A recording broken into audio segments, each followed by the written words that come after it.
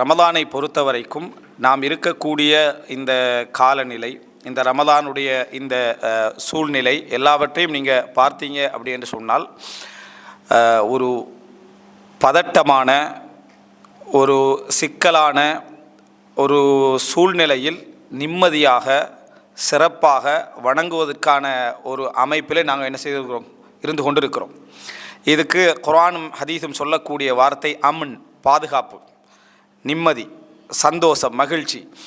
இப்படிப்பட்ட அதாவது ஒரு சூழ்நிலைகளெல்லாம் ஒரு பதட்டமான ஒரு நிலையிலே இருந்தாலும் கூட வணக்கங்களை நிம்மதியாக செய்யக்கூடிய அளவிலான ஒரு பாதுகாப்பான ஒரு சூழ்நிலையிலே நாம் என்ன செய்கிறோம், இதை செய்து கொண்டிருக்கிறோம். இந்த நேரத்தில் எங்களுக்கு எது ஞாபகம் வர வேண்டும் என்றால், எங்களது முக்கியமான வேலை இந்த ரமலான் என்ன அப்படி என்று சொன்னால், நாங்கள் சிறப்பான முறையில் வணங்குவதற்கு, சிறப்பான முறையிலே நோன்பு வைப்பதற்கு, சிறப்பான முறையில் குர்ஆன் ஓதுவதற்கு, தான தர்மங்கள் செய்வதற்கு, நல்ல விஷயங்கள் செய்வதற்கு, நம்ம நல்ல சூழலை பாதுகாப்பாக ஏற்படுத்தி கொள்ள வேண்டும் என்கின்ற ஒரு கடமை எமக்கு இல்லை. பாதுகாப்பான சூழல் எமக்கு தரப்பட்டிருக்கிறது. அதில் இந்த வேலையை செய்கிற மட்டும்தான் எங்களது வேலையாக இருக்கிறது. பாதுகாப்பு சூழலையும் நாமே முயற்சி எடுத்துக்கொண்டு அந்த பாதுகாப்புக்குரிய வேலைகளை நாமே செய்து கொண்டு தொழ வேண்டியும் இருக்கிறது, நோன்பு பிடிக்கவும் வேண்டி இருக்கிறது, தான தர்மங்கள் செய்ய வேண்டி இருக்கிறது, திக்ரு செய்ய வேண்டி இருக்கிறது. இவைகள் எல்லாவற்றையும் எதோடு செய்ய வேண்டியிருக்குது, நாங்களே பாதுகாப்பு ஏற்பாடுகளையும் செய்ய வேண்டி இருக்கிறது. அப்படி என்றால் அங்கே நம்ம 2 விதமான சுமைகளை நம்ம என்ன செய்வோம், எதிர்கொள்வோம். இந்த 2 விதமான சுமைகளில் நம்ம எப்படிப்பட்ட நிலையில் இருப்போம் என்பதை நமது இன்றைய நிலை காட்டுது. அதாவது நமக்கு பொறுப்பு தரப்பட்டிருந்தால் நமது சமுதாயத்தை பாதுகாக்கிற பொறுப்பு நமக்குத்தான்.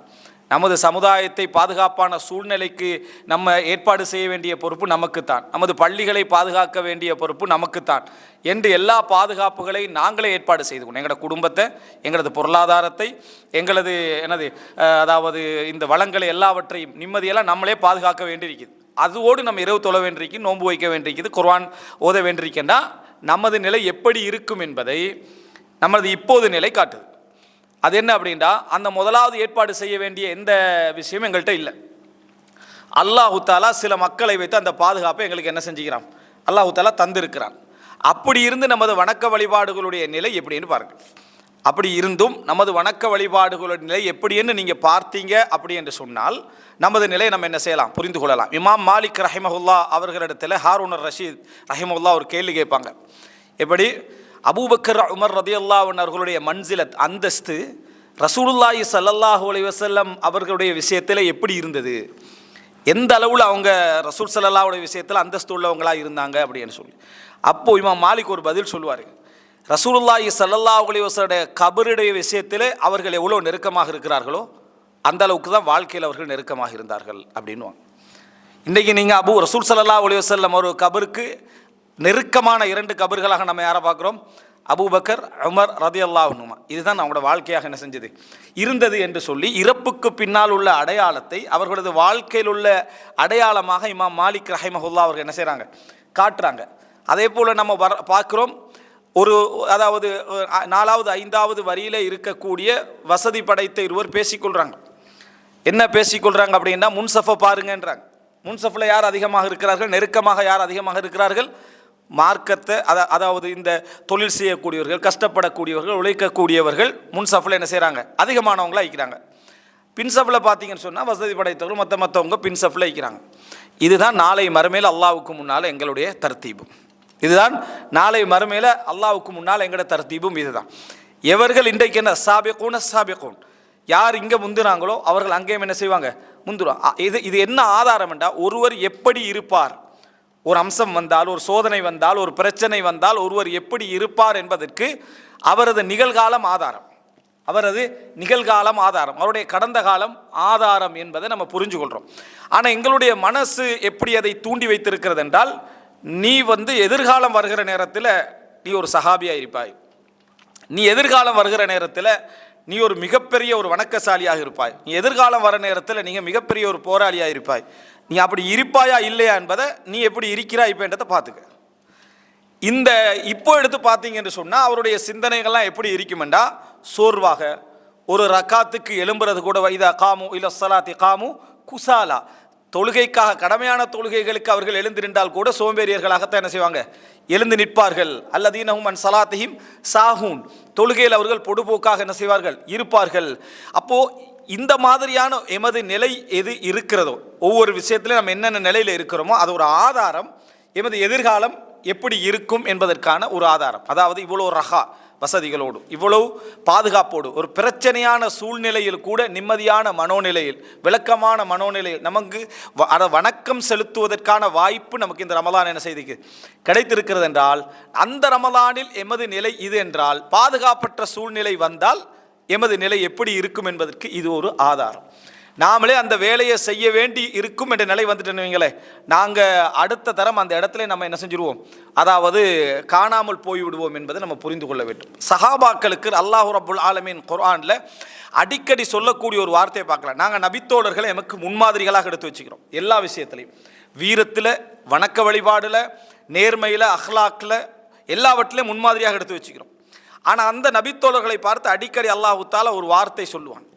அது ஒவ்வொரு கோணத்தில் வரும். உதாரணமாக, இல்லா தன்சுருஹு ஃபகத் நஸரஹுல்லாஹு இத் அஹ்ரஜஹுல்லதீன கஃபரு, இந்த நபிக்கு நீங்கள் உதவி செய்யவில்லை என்றால் அவரை அல்லாஹ் காஃபிர்கள் அவர் அந்த தூதரை வெளியேற்றுகின்ற பொழுது, 2 நபர்களாக வெளியேற்றுகின்ற பொழுது அல்லாஹ் அவருக்கு என்ன செஞ்சான், உதவி செய்தான். நீங்கள் இப்படி இருக்கவில்லை என்றால் யஸ்தப்தில் கௌமன் கைரக்கும், அவர்கள் என்ன சும்மா லா ததுர்ருஹு ஷைஆ, அதாவது நீங்கள் சரியான முறையில் இருக்கவில்லை என்றால் அல்லாஹு தஆலா உங்களை மாற்றி விடுவான். நீங்கள் அவர்களுக்கு எந்த தீங்கையும் என்ன செய்ய முடியாது, உருவாக்க முடியாது. அதே போல் என்னது, கமா அன்ஷஅக்கும் மின் ذُرِّيَّةِ கௌமின் ஆகரீன், இன்னொரு சமுதாயத்திலிருந்து உங்களை அல்லாஹு தஆலா உருவாக்கியதை போல. அப்படின்னா என்ன, ஜாஹிலிய மக்களாக இருந்தவர்களிலிருந்து சஹாபாக்களை அல்லாஹ் உருவாக்கிக்கிறான்.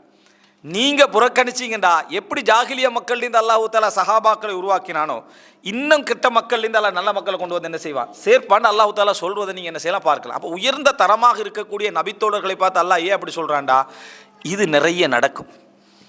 நம்ம கீழே விழ பார்ப்போம், தவறி போக பார்ப்போம், உற்சாகம் இழந்து போக பார்ப்போம். அல்லாஹு தஆலா அதை நிறுத்துகிறான், வலியுறுத்தி நிறுத்துகிறான்.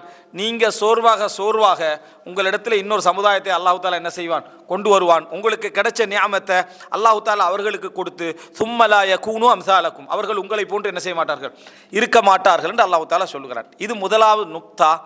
நாங்கள் புரிந்து கொள்ள வேண்டும் எமது நிலை எப்படி இருக்கும் என்பதை நம்ம புரிந்து கொள்ள. நம்ம வணக்க வழிபாடுகளில் பாதுகாப்பான நிம்மதியான சூழ்நிலையிலேயே நமது நிலை எப்படி இருக்கிறது, அதாவது பிரச்சனைகளுக்கு மத்தியில் ஒரு பாதுகாப்பான சூழ்நிலை இருந்தும் சோதனை, அதாவது அல்லாஹ்விடத்தில் எனது மிக வெறுக்கத்தக்கது என்ன அப்படின்னு சொன்னால், ஒரு அடியான் தண்டிக்கப்பட்டு கொண்டிருக்கிறான் என்பதற்கான அடையாளம் என்ன என்றால், அஸ்ஸன்பு இன்தல் முசீபா, முசீபத்து நேரத்தில் பாவம் செய்து கொண்டிருப்பது. அதாவது முசீபத் சோதனைகள் ஏற்படுவதே பாவத்திலிருந்து விலகுவதற்கு. ஆனால் அந்த சோதனை நேரத்தில் ஒருத்தர் பாவம் செஞ்சுட்டிருக்கிறான்னு வைங்களேன், அது என்ன, அல்லாஹ்வுடைய தண்டனை அவருக்கு அதிகம் என்று அர்த்தம். ஏன்னா அவர் உணர்வதற்கான சந்தர்ப்பம் அவர்கிட்ட என்ன இல்லை என்பதை நம்ம என்ன செய்கிறோம், புரிந்து கொள்கிறோம். எனவே அன்புள்ள சகோதரர்களே, இது நம்ம தெரிந்து கொள்ள வேண்டிய மிக முக்கியமான ஒரு நுக்தா. இந்த சூழ்நிலையில் நம்ம என்றைக்கும் நம்ம என்ன செய்கிறோம்டா, சூழ்நிலையை நமது நிலைகளையும் எப்பொழுதுமே தொடர்படுத்தி பார்க்கறது இல்லை. வணக்க வழிபாடுகள் பள்ளிக்குள்ளேயும் உலக பிரச்சனைகளை வெளியேயும் என்ற அமைப்பில் நம்ம கொண்டு போகிறதுனால நம்ம இதை எப்பயும் லிங்க் பண்ணி பார்க்கறது இல்லை. ஆனால் அல்லாஹ் ரப்புல் ஆலமீன் எல்லா இடத்துலையும் ஃபல்யஅப்து ரப்பஹாதல் பைத், இந்த அதாவது பைத்துடைய மக்காவுடைய கஅபாவுடைய இறைவனை அவர்கள் வணங்கட்டும், அல்லது யதஅமஹும் மின் ஜூ வ ஆமனஹும் மின் ஹௌஃப், அவர்களை பசியற்று வாழ ஆகாரத்தையும் பயமற்று வாழ பாதுகாப்பான சூழ்நிலையும் அல்லாஹ் கொடுத்தான். எதை அல்லாஹ் சம்மந்தப்படுத்துகிறான், உணவையும் அவர்களுடைய பாதுகாப்பையும் வணக்கத்தோடு அல்லாஹ் என்ன செய்கிறான், சம்பந்தப்படுத்தி காட்டுகிறான். அதுக்கு முன்னால் ஈலாஃபி குறைஷ் அந்த வசனத்தில் ஆரம்பம் எப்படி வியாபாரத்தோடு அல்லாஹ் தஆலா சம்பந்தப்படுத்தி காட்டுகிறான். எனவே இது மிக முக்கியமான ஒரு இடம்.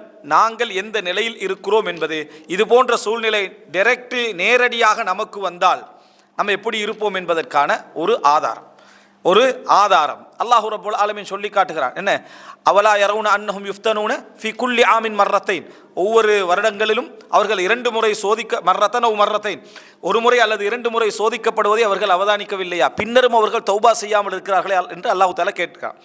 இது மிக முக்கியமான இடம். இது ஒரு அம்சம்.